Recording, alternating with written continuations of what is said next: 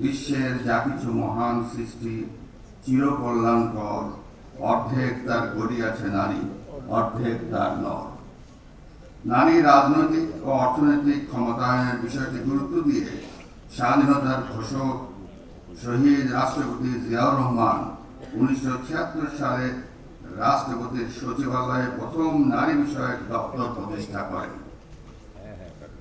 পরে 1978 সালে গঠন করা হয় মহিলা বিষয়ক মন্ত্রণালয়। পরবর্তীতে বেগম খালেদা জিয়া এটিকে বর্তমান মহিলা ও শিশু বিষয়ক মন্ত্রণালয়ে রূপান্তর করেন। শহীদ রাষ্ট্রপতি জিয়াউর রহমান যে ভিত্তি স্থাপন করেছিলেন সেটিকে আরো শক্তিশালী ও সময় উপযোগী রূপ দেন দেশনেত্রী বেগম খালেদা জিয়া।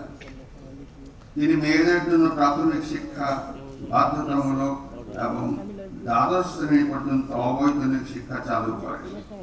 নারী শিক্ষার হার বাড়াতে বেগম খালেদা জিয়া মেয়েদের জন্য শিক্ষা উপবৃত্তি চালু করেন। নারী শিক্ষার এই যুগান্তকারী উদ্যোগ আন্তর্জাতিকভাবে প্রশংসিত।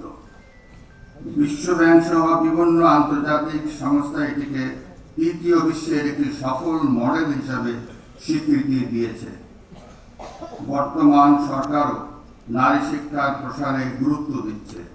স্নাতকোত্তর পর্যায় পর্যন্ত মেয়েদের জন্য অবৈতনিক শিক্ষার সুযোগ চালুর পরিকল্পনা নিয়েছে সরকার।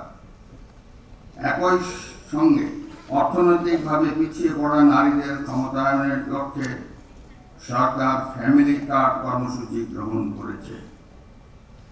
কাল বা পরশু অর্থাৎ আগামী 10ই মার্চ থেকে এই যুগান্তকারী কর্মসূচি শুরু হচ্ছে জেনে আমি খুবই আনন্দিত। এই কর্মসূচির আওতায় প্রাথমিকভাবে প্রান্তিক দরিদ্র পরিবারের নারী প্রধানরা প্রতি মাসে সরকারের কাছ থেকে নির্দিষ্ট পরিমাণ আর্থিক সহায়তা পাবেন। আমি আশা করি এই উদ্যোগ পরিবারগুলোর অর্থনৈতিক স্বাবলম্বিতা অর্জনে ইতিবাচক ভূমিকা রাখবে।